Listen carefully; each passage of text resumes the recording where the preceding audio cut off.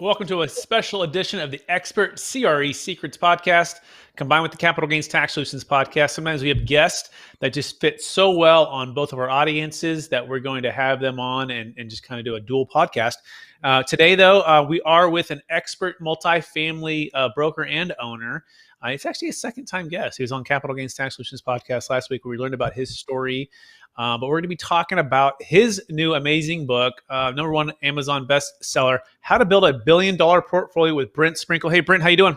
I'm good. Thanks for having me on. How are you today? Hey, better than I deserve. Glad to have you on again. And to dive right in, let's give our listeners just a 60 seconds of your background, where you're at, what your focus is right now in brokerage and ownership. I started in brokerage 20 years ago after a very short career as an engineer, and just started out, worked my way up, just did brokerage, selling small apartment buildings here in Los Angeles. And about 10 years ago, I decided to try to buy a building for myself, and it worked out pretty good. And 90% of my business has just been doing traditional brokerage, helping people buy and sell apartment buildings. But I tried to buy a building a year for myself and figured out that would be the good way to build up a retirement plan because, brokerage companies don't have a 401k. So it's been 10 years. I've been buying one building a year. And, now I spend a good bit of my portion of my time looking for deals to buy, and the rest of the time just trying to help my clients, make money on their own. Beautiful. And so let's dive right into your book, How to Build a $1 Billion Portfolio. So I guess my biggest question comes to mind is what's the biggest secret from the guy maybe who's got $1 million, has got 10 million, right? And then maybe even 100 million. How do they get to that $1 billion? What's the #1 secret? It's one deal at a time. It's staying consistent. It's staying focused, and it's really kind of having a passion for it, kind of a desire just to keep playing this game of Monopoly, which is really the one characteristic that all these people have in common is they viewed it more like a hobby, like a fun game, but they were playing, just buying one deal at a time. And they enjoyed doing it. They had a vision. They had a business plan. They said, I'm going to buy buildings and I'm going to add value. And this is the type of building I want to buy. And this is how I'm going to add value to it. And what can I do with the rents? But they just kind of had a strategic vision on how they're going to accomplish it. And the money, they'd figure out that as they needed to. They'd bring partners in, or they'd refinance something or sell something that didn't fit their criteria anymore. And they just had fun with it. It was just a whole different business plan once you go from 5 buildings to 50. But they started out just buying one deal at a time. And they had a day job, and that transitioned into just being a professional investor after about 5 years once they got up to a certain number of units. We also dealt with people and still do that own, office buildings, shopping centers, industrial developers. I mean, we deal with all types of investors, but primarily we deal with people that own and operate apartment buildings because that's what we do over here. Okay. So they started out and they just, I guess one bite at a time, right? About $1 billion. The elephant, if you will, right? And they bought a first deal. They added some value. They bought a second deal. They kept adjusting, improving, and they enjoy the game of, you call it monopoly of real estate. Fair summary? Yeah, it's their profession, but they also really enjoy it. And like everything else, they say if you don't enjoy what you're doing, you're not going to be good at it. Mm-hmm. These people did. And a lot of them were immigrants. A lot of them came from different backgrounds. I mean, hardly any of these people were what I'd say a traditional businessman who, had a Wall Street job and all of a sudden transitioned into buying commercial real estate. A lot of these people were dentists. They were engineers. They were, an attorney, an accountant. They started with a different background, but, most people investing in real estate, they buy a house, and then maybe they said, well, I'll buy a duplex and I'll buy an 8-unit building, or I'll buy a little office building. And it just snowballed from there, and they really enjoyed it.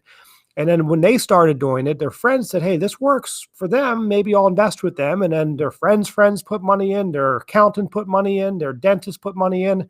And next thing they had all these investors, and they were syndicating deals, and it just took off from there. So, there's a lot of really interesting stories in this book that we wrote. And they're about really simple people that have huge, massive portfolios now. That was the inspiration for the entire book, was to show people that anybody can do it.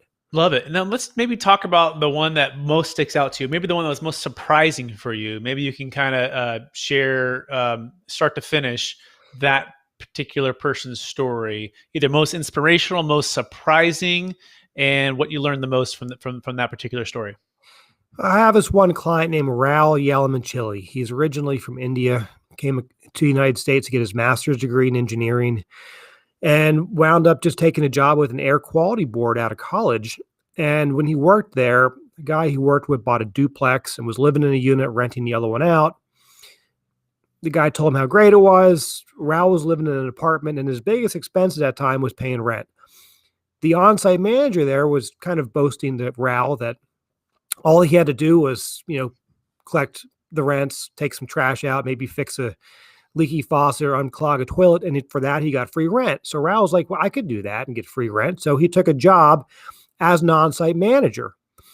And a couple weeks later, he saw an ad in the paper, apartment building for sale, seller financing. You must have experience with management and know how to make small repairs.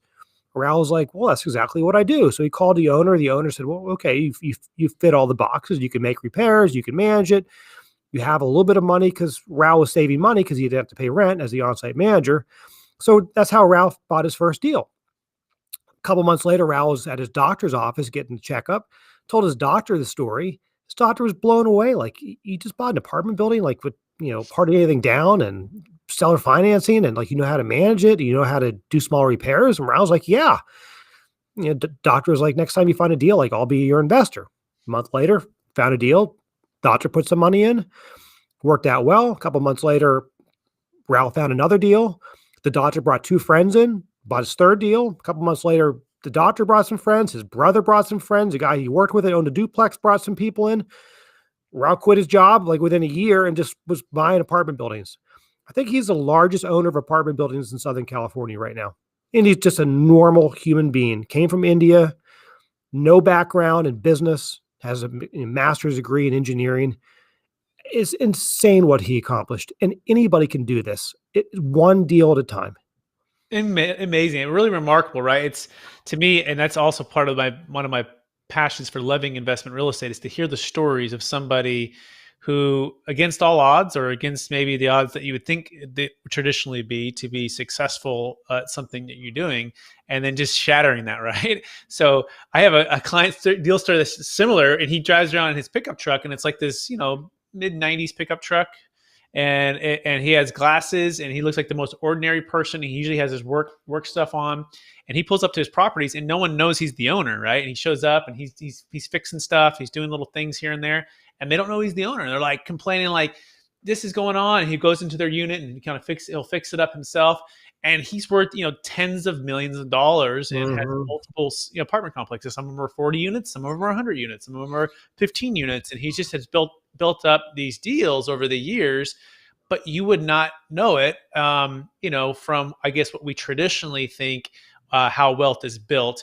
But it's literally hard work, perseverance, and focusing on that. So that's interesting. He started out just like on-site maintenance and learning that. What was his part-time job? His full-time job, the guy was an engineer at air quality management company here in Los Angeles. Mm-hmm. And he just got a job as an on-site manager because he just simply was trying to find a way to not have to pay for rent. It was his biggest expense, and thought, if I become an on-site manager, I get free rent. And then he became an on-site manager and had to learn how to do property management and how to make small repairs, which was fairly straightforward. Pretty much anyone can figure that one out. And next thing, he was like, this is easy. I could do this. Maybe I should go buy a building, but I only have so much money. And then he found an ad in the paper for, for sale by owner, 8-unit apartment building, seller financing. And he jumped on it, and it snowballed from there. I mean, yes, it was, it was easier to get deals that were seller financing back in the day when prices were lower. But, I see so many people still in this day and age get started with minimal cash, and they still make deals work, and they still build massive portfolios. So it's still out there. You just have to go make the effort and spend a lot of time looking. I mean, Raul gets up at 6. He said at 6 in the morning, from 6 to 8, he just looks through his email and just scours all of his emails for deals. And he goes through hundreds of emails in the morning, maybe finds 10 things that look interesting, follows up on all those. Maybe there's one deal at the end of the day in those emails is worth writing an offer on. But this is what he does, and he just consistently does it, and he enjoys it. He tells me that that's like his hobby. He really enjoys doing that. Yeah. And as long as enjoy doing it, you're going to be successful. It's like almost impossible. If you enjoy doing something that can lead to being wealthy, you're going to become wealthy. It's just a reality. You're going to get there. Yep. So he just connected the dots at an early age and just consistently did it over and over and over and over again. Excellent. So that's what a cool story. Maybe what's the second lesson to scaling, right? So it's one thing to get started, have perseverance, keep doing it. But were any lessons that you learned as you studied these, different billionaires, right? About how they scaled rapidly? Well, eventually you're going to run out of your own money. It only goes so far. The money you have to buy deals, you will spend it at a certain point. And unless you have some kind of business where a ton of money is coming in, you're going to need to find another source of equity. And typically that's taken on investors, taken on partners. And there's a traditional approach with the friends and family where you just send out an email to your people that hey, I'm buying this deal if anybody wants to put money in. But the second is taking on the kind of institutional equity, which is you basically find a corporation that wants to invest with you. That's a little bit more for the experienced investor. But the friends and family thing is, that's how Rao got his start. His doctor put some money in. I can't tell you how many deals we do where people have 2 or 3 investors or just one wealthy private individual behind them. And that's how they're doing all these deals. So it's not that hard, but it takes a couple deals of experience under your belt before you can really go out and show other people that you know what you're doing. Your first Excellent. deal probably shouldn't be with a bunch of investors because if it doesn't go well, you can have some questions to answer. Let's shift the hat to Expert CRE Secrets podcast. We're focused on commercial real estate brokers who are doing deals and helping their clients do the same. And perhaps are trying to land that $1 billion client, right, to do more transactions and add value. And so how does, what advice or coaching would you give to a broker who's, trying to grow and land those type of clients? What's the best thing to do? Well, you always want to focus on what I'd call active investors, people that are actively out buying properties. When you talk to an owner and they haven't bought a building in 5 years, you're probably not going to have much success with them because they're inactive. They're in a passive stage. But people go through passive stages and all of a sudden become active again. Maybe their next door neighbor buys their property from them and now they have some cash and need to go out and buy a bunch of buildings, or maybe they go through a situation where they need to sell a bunch of properties. It happens. So you just have to expand your network to know a lot of people. That's obviously the important thing, but then find people that are actually going to go out and be buying 5 or 10 buildings. The people that buy 5 buildings the following year will probably wind up selling 1 or 2 of them. So you just have to get to know what I call the players in any given market. In any area in the country, there's maybe a handful of people or a couple hundred people that are doing probably 80% of the real estate transactions. As long as you're in with a few of them, you're going to do well. It's just logic.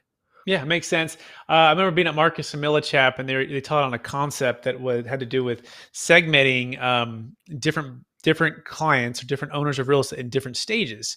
And one of the stages was called, they use the analogy of dinosaurs. You have herbivores, right? And herbivores are they're low velocity clients, right? They maybe transact 1, 2, 3 deals in their lifetime, right? They're typically not actively, managing or operating, doing the properties. This is something they've done on the side as a retirement plan, right? And it's a different type of sales, sequence, if you will, or just the way you communicate. So those are the herbivores. And then you have kind of in the middle, you have or the kind of the general dinosaur. And the dinosaur is the one who's a collector of real estate, right? They really never sell. They own all the best buildings on the best corners, and they're collectors of real estate. They're kind of like the guy in Monopoly, right? They're just trying to get every single, place. We have them in every market. There's the guy who just refuses to sell. He's never going to sell.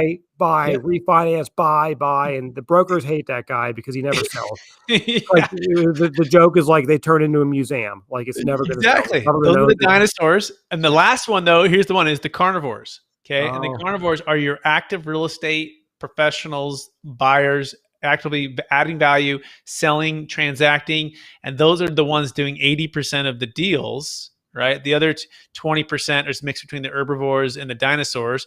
Maybe it's 30%, mix, 20% dinosaur, 10% herbivore, something like that. But really what you want to set your focus on those who are actively doing it. Is that a fair summary? Or any thoughts? It is. I mean, the reality though is every other broker is also working on those same, T-Rexes or whatever you want to call them, Sure. the guy who's flipping deals. He buys 10 buildings, puts 5 back in the market, buys 10 more, puts 5 back in the market. I mean, every broker in town's chasing that individual. So you just have to spend your time wisely. It just, you have to figure out where to put your time and make your effort. Because at the end of the day, you're going to make almost all your money with a handful of buyers and sellers. Mm-hmm. And Yeah. if you spread yourself too thin, you're not going to really develop deep relationships. I mean, it's challenging in this business because you could spend a ton of time working with 1 or 2 investors, and then all of a sudden, like, they move on or something happens, and then you're like, remember that book, like, Where Did My Cheese Go? Like when cheese moved. Who moved my cheese? Yeah. It's like, this is going to happen to everyone's business plan, every business in the world. Like, things will change. And you're going to go, huh? Now what? So I have a question for you. What's your best kept secret besides, as a broker myself, right? It's always, if I have a deal, if I have the listing or control the inventory, right, or have it off market opportunity, then obviously basically about anyone will talk to you, right? So besides like actually transacting and doing the deals, what's the next most important thing to capture that business? Well, you've got to get listings because listings bring the people in. That's how you're going to meet 90% of your clients at the end of the day, by having listings. People will contact you, they'll call you, they'll email you. Hi, I'm interested in your building you have for sale at XYZ Street.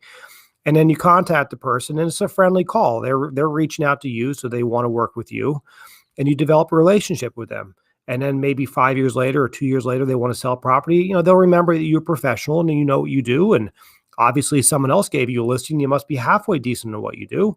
But the broker that just cold calls somebody, the other person that answers, they have no idea who this person is. They don't know if they're decent, competent, honest, et cetera. They've no idea.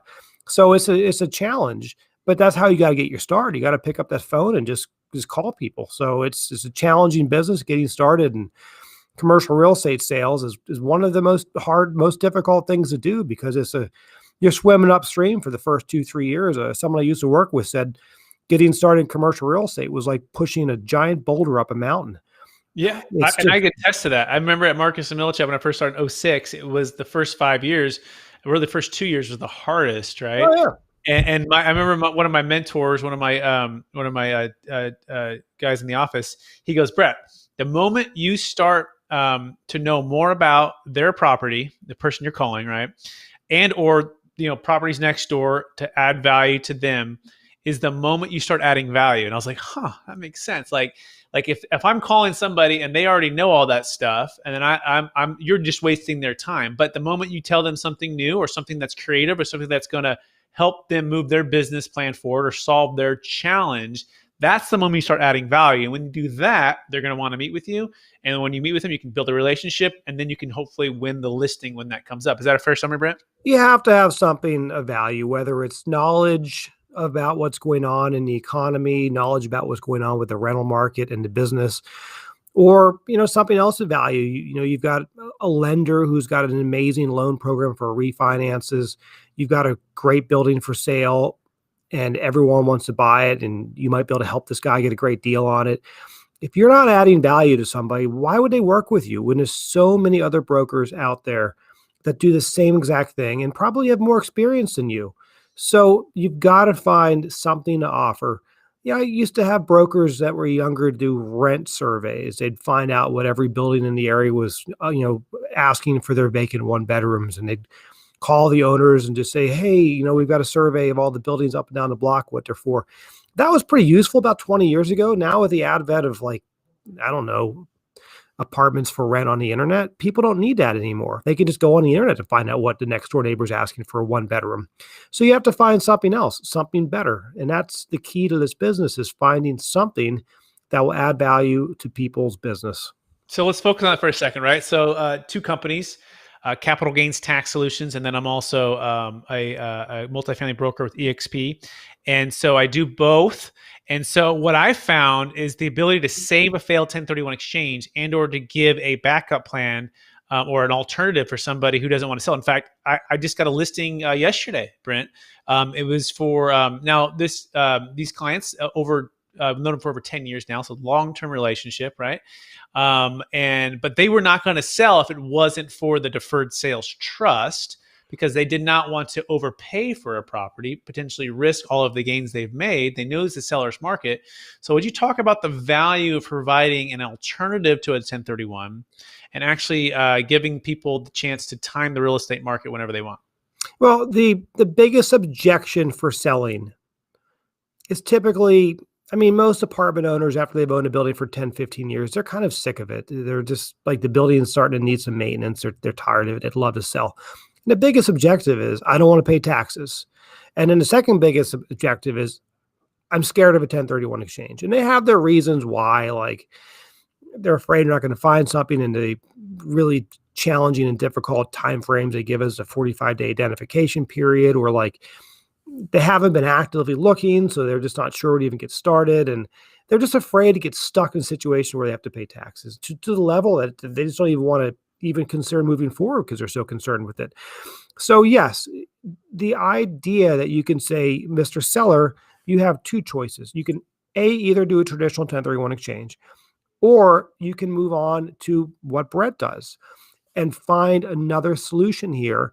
That is really a huge thing, to be able to offer an alternative to just a traditional scary 1031 exchange, because it makes a lot of people pull their hair out worried about that.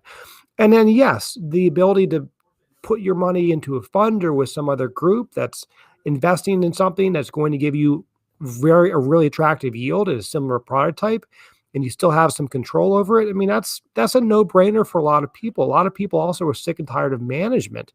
So to give them the ability to do effectively an exchange, but to have a lot less responsibility once the exchange is done, is also a huge thing.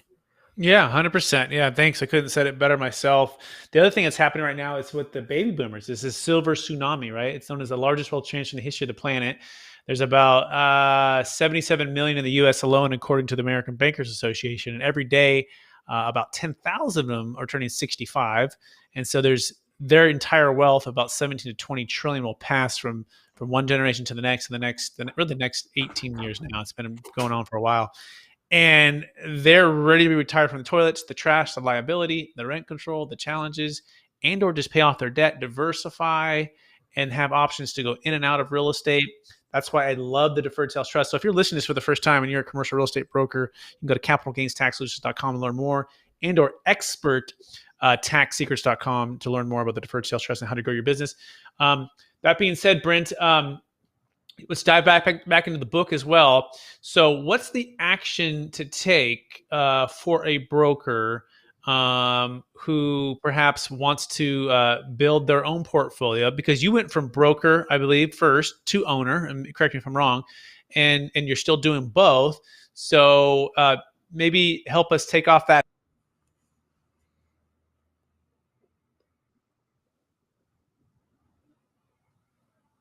Yeah, I lost you.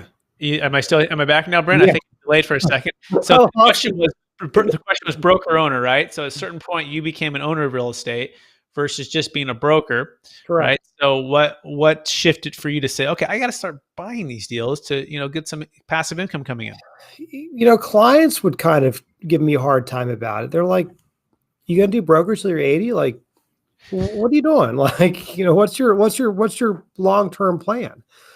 I was like, I'm just investing with clients and put a little bit of money here, a little bit of money. They're like, "Yeah, but you don't have any control of that. Like, you're someone else's mercy. Like, shouldn't you go buy your own deals?" Like, "Oh, it's too hard to buy stuff on my own. It's a distraction.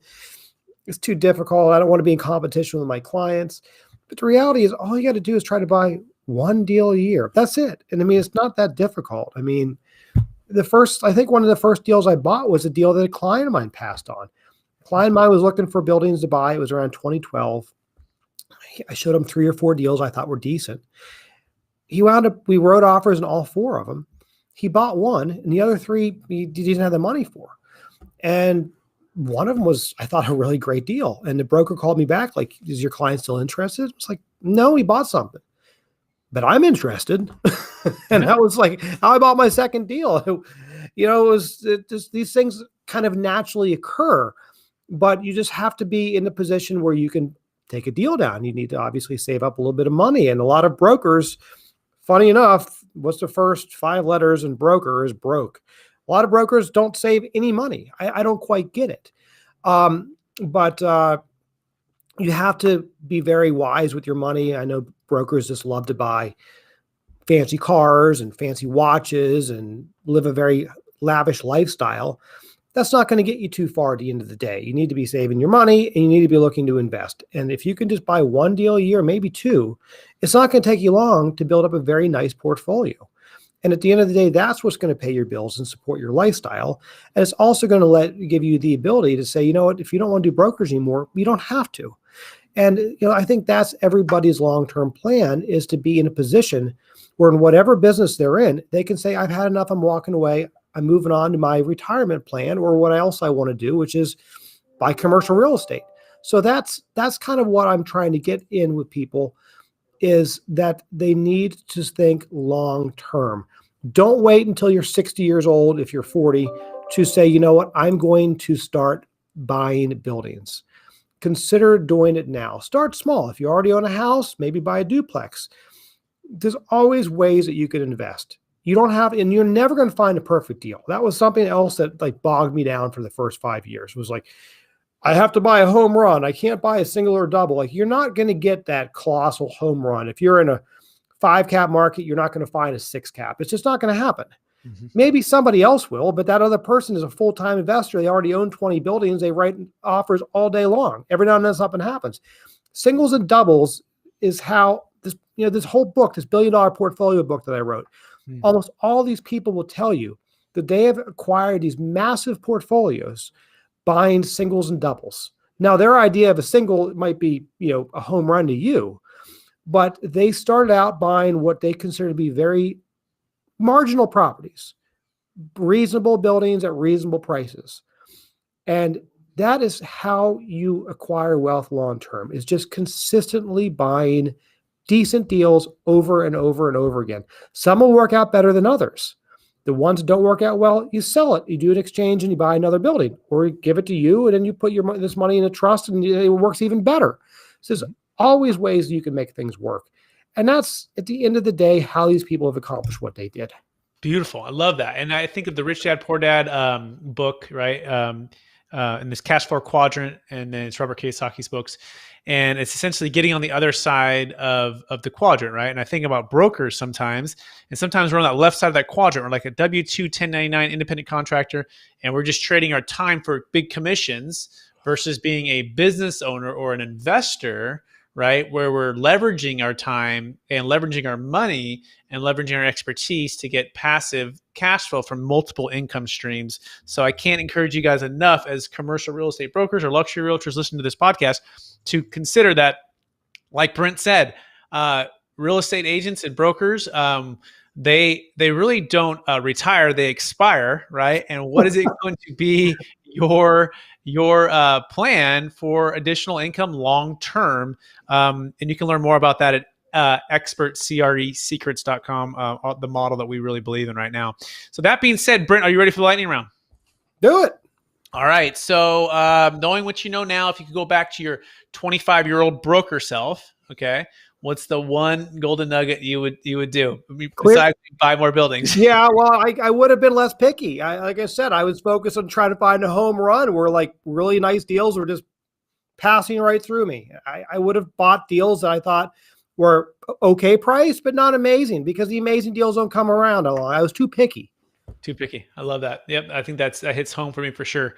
Cause I think as a broker, you want to almost like beat the market, right? You want to be able to, pick it and find it and be able to have that bragging rights that I found. But you're like, you know what? I found a decent deal. It's a fair deal. It's fair for both sides. I'll buy it and and add the value on the business plan, and hopefully it goes really well. Okay. Question number 2. Besides How to Build a $1 Billion Portfolio with Brent Sprenkle, the book number one bestseller on Amazon, what's another brokerage book that you would recommend? I wouldn't say it's a brokerage book, but I say this over and over and over again. Human sales techniques and just human relationship skills are so important. And I mean, the Dale Carnegie books, I say it over and over again. Making friends, influencing people, it's just a no-brainer. You could read that book once a year and come out with it every year with something new. Once you've mastered those techniques, everything else seems so easy. And that's just the trick with everything in life. It's just how to connect with people and build relationships with people. The really successful brokers have successful relationships with property owners. Mm-hmm. The really successful property owners have great relationships with the brokers. Everybody wins. But if you don't have those relationships, you're not going to get anywhere. No one's going to call you with a great deal to buy. And no one's going to call a broker who's a jerk to give him a listing. You've got to have human relationship skills. Excellent. Yeah, Dale Carnegie, How to Win Friends and Influence People. That's an amazing book. Good. What are you curious about right now as it pertains to the potential tax change with Biden taking away the 1031 or limiting that or eliminating the stepped up basis? Any thoughts on that? They're going to get there eventually, whether it's 2 years from now or 3 years from now. It's on their agenda. They look at it as a huge source of revenue. It's just a matter of time. So I think it's important that people reach out to you about this deferred sales trust, because it's important for them to start to understand how this is going to work, to start implementing it. Don't wait until you get rid of the 1031 exchange and then try to figure it out. It's better to be proactive and learn how these work now. We don't know when it's going to happen. Biden's got a lot on his plate right now. I mean, a tremendous amount. But we all know the Democrats love raising taxes. Sorry if that's offensive to anybody, but that's just what they want to do. They've made it very clear during the election that that's what they wanted to do to get us out of this massive debt that we're in and to move the economy forward. And with this equality push that they have, they're going to come after the 1031. It makes perfect sense why they would. So get ready. Learn Brett's tricks, because you're going to need it really soon. Yeah, thanks so much for the plug. Appreciate that. And for those who are wondering, you can go to capitalgainstaxsolutions.com to learn more about the Deferred Sales Trust, which is not a 1031 exchange, nor is it a Delaware Statutory Trust, which is also known as a DST. Sometimes those two get confusing. That being said, that wraps up the show. Brent, where can folks find you, and remind them where they can buy your book as well? The book, easy. Amazon.com, simply called $1 Billion Portfolio. Super easy to find. Reach me. You can call me. You can email me. Phone number 310-621-8221. Email address sprenkleapartments@gmail.com. That's SPRENKLE apartments with an S at the end @gmail.com. Simple as that. Perfect, Brent. Hey, I want to thank you for being on the show and giving us tons of wisdom and tons of content, and really fun talking to you as always. And again, for anyone who's listening, you can go to capitalgainstaxsolutions.com. You can also go to expertcresecrets.com or experttaxsecrets.com. Whether you're a broker, an owner, we're here to help you grow your business and create and preserve more wealth using the Deferred Sales Trust. We appreciate you listening to the show, and go